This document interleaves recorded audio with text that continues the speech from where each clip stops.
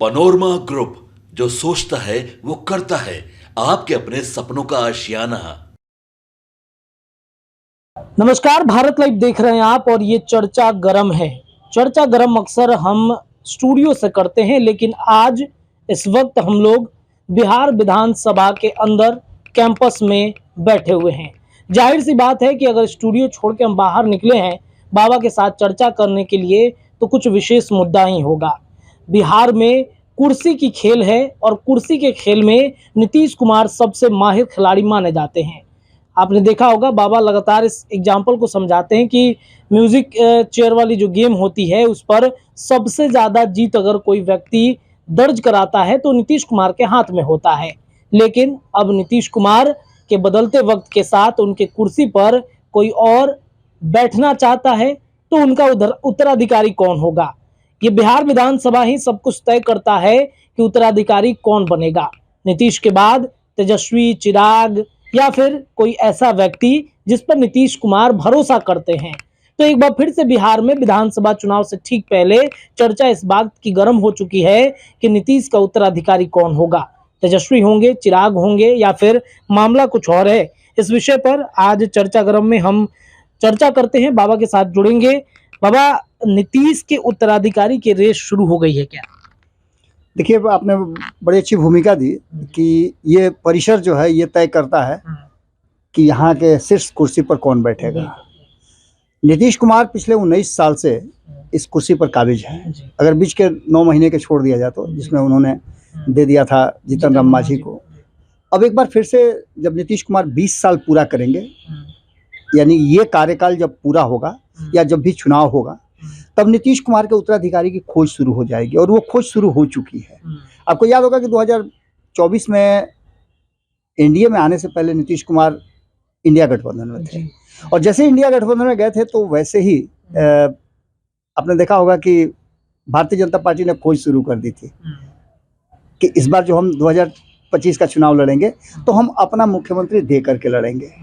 उसकी तलाश भी शुरू हो गई थी। कई चेहरे सामने रखे गए थे, कई चेहरों पर ये दावे भी किए जा रहे थे कि ये मुख्यमंत्री बनेंगे, ये मुख्यमंत्री बनेंगे। लेकिन नीतीश कुमार ने किया क्या?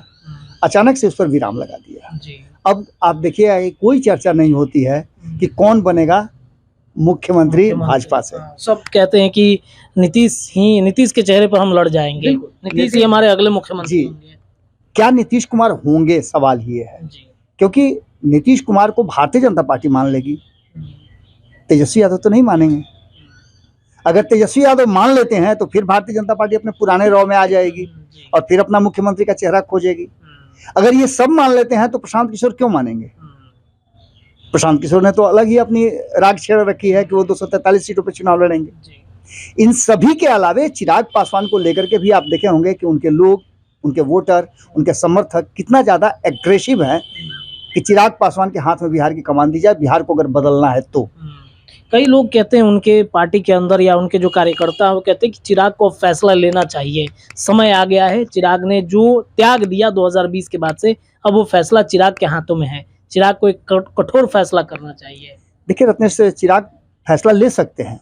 फैसला तो जब उनकी पार्टी को 2 भाग में विभाजित किया गया था तब भी उन्होंने फैसला लिया था अकेले चलेंगे वो। तब भी उनके पास मौका था अपने आप को और ज्यादा इम्प्रूव करने का, लेकिन उन्होंने भारतीय जनता पार्टी के साथ ही रहना श्रेष्ठ कर समझा और आज भी वो भारतीय जनता पार्टी के साथ हैं। भले ही नीतीश कुमार के साथ उनके रिश्ते सुधार जाने की बात कही जा रही हो, लेकिन जिस तरह से नीतीश कुमार को ही वो अपना नेता मान चुके हैं, तो इसमें एक बात तो साफ नजर आती है ना कि मुख्यमंत्री के चेहरा जरूर है, लेकिन नीतीश कुमार के बाद हम उत्तराधिकारी की चर्चा कर रहे हैं। उत्तराधिकारी की चर्चा में आपने देखा होगा कि आज से कुछ ही महीनों पहले या 1 साल के अंदर की बात समझ लीजिए, तो किस तरह से जीतन राम मांझी ने कहा था कि हमारा बेटा तेजस्वी यादव से ज्यादा पढ़ा लिखा है, काबिलियत रखता है, 3-3 विभाग, 2-2 विभाग देख रहा है, तो उसे क्यों नहीं बनाया जा सकता है। ये सभी प्रक्रियाएं और सभी स्थितियां इस बात की तरफ इशारा कर रही हैं कि अब सबको ये समझ में आने लगा है कि नीतीश कुमार का टाइम खत्म हो रहा है। नीतीश कुमार शारीरिक रूप से और भी बहुत सारी बातें हैं जिसको लेकर के नीतीश कुमार आने वाले 2025 के चुनाव में 2029 तक तो किसी भी हाल में नीतीश कुमार को, कल ही मैं बात कर रहा था सीनियर जर्नलिस्ट अरुण पांडे जी से, उन्होंने भी ये बात कही कि नीतीश कुमार शारीरिक रूप से स्वस्थ हो गए हैं हमारे संपादक नमन मिश्रा जी से हमारी बातचीत हो रही थी, उन्होंने भी ये बात कही कि नीतीश कुमार ये लास्ट चुनाव एक तरह से समझिए कि लड़ रहे हैं। पिछली बार उन्होंने कहा जरूर था कि ये मेरा अंतिम चुनाव होगा, लेकिन उसके बाद उन्होंने जो 2025 के चुनाव तक अपना खूंटा गाड़ करके रखा है और वो खूंटा वो छोड़ने वालों में से नहीं है। इन सभी बातों को अगर गौर से देखा जाए तो एक बात तो साफ नजर आती है कि जो हमारे पास कुछ पॉइंट्स है रत्नेश, जिसको लेकर के हम अगर बात करें तो तेजस्वी यादव जो वर्तमान परिस्थिति में एक संगठन के, एक गठबंधन के नेता के रूप में सामने है। एक गठबंधन है जिसके नेता के रूप में नीतीश कुमार सामने हैं और एक बिना गठबंधन का है जिसके मुखिया खुद प्रशांत किशोर हैं। वो फैसला करेंगे कि बिहार का मुख्यमंत्री कौन होगा अगर उनकी पार्टी बनती है 2 अक्टूबर को और उसके बाद वो जीत करके आते हैं तो। मतलब विधानसभा में जो आंकड़ा है बहुमत का, उसे 122 का आंकड़ा जब टच करते हैं तो वो फैसला करेंगे कि बिहार का मुख्यमंत्री कौन होगा। लेकिन अभी जो वर्तमान परिस्थिति बनी है उस परिस्थिति में एक बात तो साफ साफ नजर आ रही है कि यहाँ मुख्यमंत्री की कुर्सी के 2 उम्मीदवार बहुत मजबूत हैं, एक नीतीश कुमार, दूसरे तेजस्वी यादव। तीसरे की एंट्री से पहले की मैं बात कर रहा हूँ, ऐसा नहीं कि मैं उनको ये करके कर रहा हूँ। चिराग पासवान की बात है तो वो नंबर 2 पे चल रहे हैं या नंबर 3 पे उनको आप रख सकते हैं। जब भारतीय जनता पार्टी को ऐसा लगेगा या चिराग पासवान को ऐसे आंकड़े आ जाते हैं कि उनके बिना कोई सरकार नहीं बनेगी, तो वैसी स्थिति में चिराग पासवान प्रायोरिटी में मुख्यमंत्री के चेहरा बन सकते हैं। ये परिस्थिति जन्य होगा।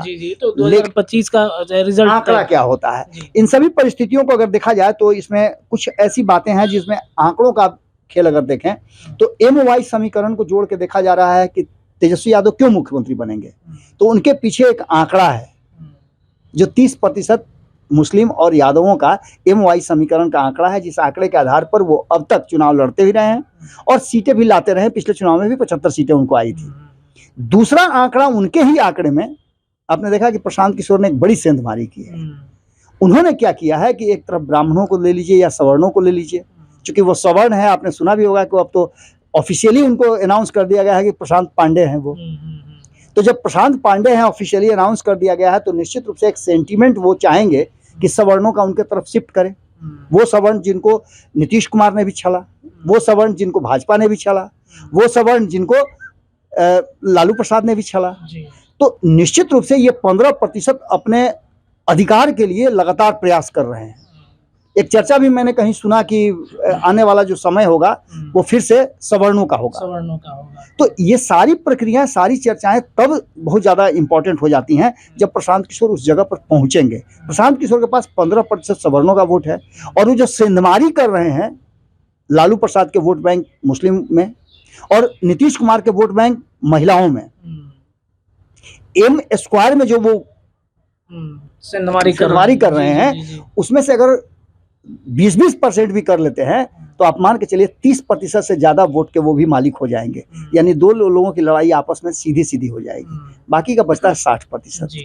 उन 60% में नीतीश कुमार कहाँ होंगे, क्या करेंगे, चिराग पासवान का क्या होगा, ये इंपॉर्टेंट है। और भारतीय जनता पार्टी का स्टेक जो है उसमें हिस्सेदारी कितने प्रतिशत वोटों की होगी, ये सबसे ज्यादा इंपॉर्टेंट हो जाता है। तो इसमें अगर देखें तो हमने जो देखा है उसमें प्रशांत किशोर कुछ ऐसी बातें, कुछ ऐसा वादा करना शुरू कर चुके हैं। हालांकि 2 अक्टूबर के बाद और स्पष्ट होगा कि वो क्या क्या करेंगे, कैसे करेंगे, क्या फैसले लेंगे और किस तरह की उनकी पार्टी बनती है। उन्होंने तो यहाँ तक कह दिया है कि 1 करोड़ से ज़्यादा 2 करोड़ के आसपास लोग उनके साथ पहले दिन से ही जुड़े रहेंगे। तो ये सभी परिस्थितियाँ कहीं ना कहीं डरा जरूर रही हैं बाकी लोगों को।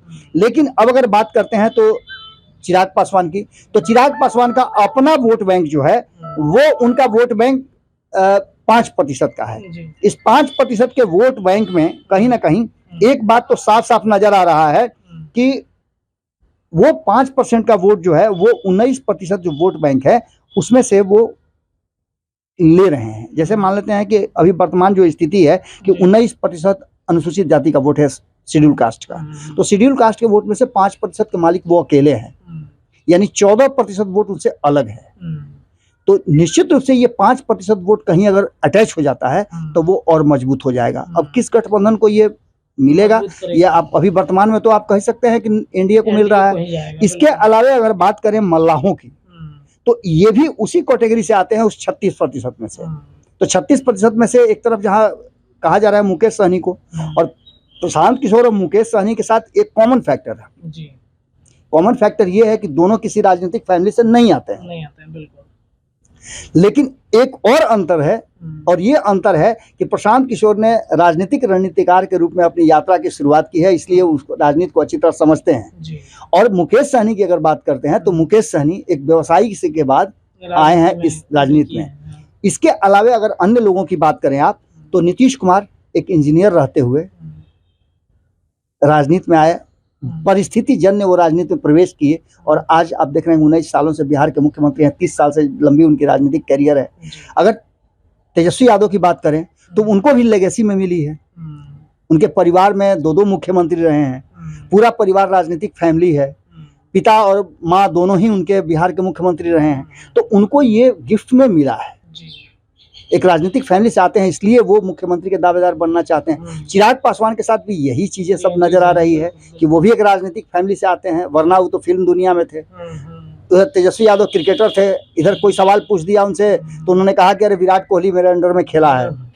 तो ये सभी परिस्थितियां, सभी चीजें इस बात की तरफ इशारा करती हैं कि एक तरफ ये राजनीतिक फैमिली है जो अपने पुराने जो उनका लेगेसी है उसको कहीं ना कहीं अपने पक्ष में करना चाहती है, तो दूसरी तरफ एक वो लोग हैं जो राजनीति से अलग रह करके राजनीति में प्रवेश करने के लिए जद्दोजहद कर रहे हैं। इसके बाद अगर संतोष सुमन की बात करें तो उनके पिता भी बिहार के मुख्यमंत्री रह चुके हैं, एक लंबे राजनीतिक कैरियर उनका भी रहा है, परिवार में जब जन्म से ही उन्होंने राजनीति की है, लेकिन वो खुद ही एक शिक्षक के रूप में पढ़ाया करते थे, उसके बाद वो राजनीति में प्रवेश किए हैं।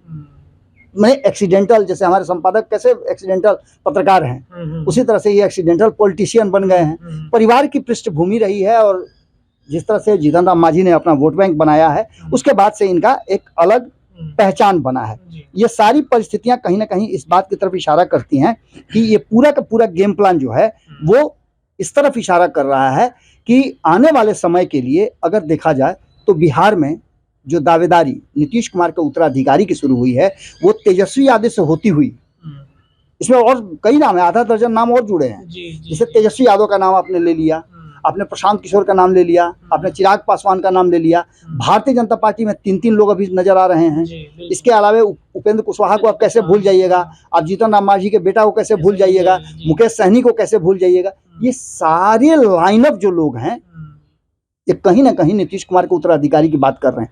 इसके अलावे इससे पहले आपने सुना होगा कि नीतीश कुमार किसी को उत्तराधिकार देके जाएंगे, तो खुद नीतीश कुमार की पार्टी में और उनके परिवार में भी दावेदार हैं, कई लोगों के नाम की चर्चा होती है। तो ये बदली हुई परिस्थिति में जो वोट बैंक है वो बेस बनेगा, वो आधार बनेगा कि सवर्णों का वोट 15% किसके तरफ जाता है, अति पिछड़ा का वोट 36% किसके पास जाता है, पिछड़ा का वोट किसके पास जाता है जो 14% कट करके बाकी 13% बचता है, क्योंकि 14% यादव का वोट तो कंफर्म है कि उधर गया, लेकिन 13% जो बचता है वो किधर जाता है। इसके अलावा दलित वोट किधर से जाता है, 36% का भी वोट निश्चित रूप से अति पिछड़ों का वोट किधर शिफ्ट करता है। इसी वोट की मारी और इसी वोट के खींचतान में आपको आने वाले समय में जब भी चुनाव बिहार का होगा तो आपको बिहार का मुख्यमंत्री मिलेगा, और उत्तराधिकारी की प्रथा नहीं बल्कि अधिकार छीनने की प्रथा से कोई मुख्यमंत्री बनेगा, वरना नीतीश कुमार किसी को स्वेच्छा से कुर्सी देने वाले नहीं है। चलिए देखिए, तो ये कुर्सी है और कुर्सी पर कौन बैठता है, आने वाले 2025 के ये आंकड़े आपको साबित करेंगे कि कुर्सी पर नीतीश कुमार का उत्तराधिकारी कौन होगा। चर्चा गरम के इस वीडियो में इतना ही, लेकिन भारत लाइव पर चर्चाएं लगातार गरम है। जुड़े रहिए अपने चैनल के साथ, चैनल को सब्सक्राइब कीजिए, अपनी राय रखिए। बहुत बहुत धन्यवाद। पनोरमा ग्रुप, जो सोचता है वो करता है। अगर ये वीडियो पसंद आई और वह बिहार के राजनीति और बिहारियत से सरोकार रखेनी तो सब्सक्राइब बटन दबा के चैनल के सब्सक्राइब कर ली। ओजे एगो घंटी बा, ओकरा बटन दबा देला से कुल सटीक और मारक खबर रुआ मुफ्त में मिल जाई। अगर रुआ पत्रकारिता के हमनी के नया प्रयोग में सहयोग कर चाहतानी तो ज्वाइन बटन दबा दी। पेटीएम नंबर नोट कर ली 9386816700। धन्यवाद।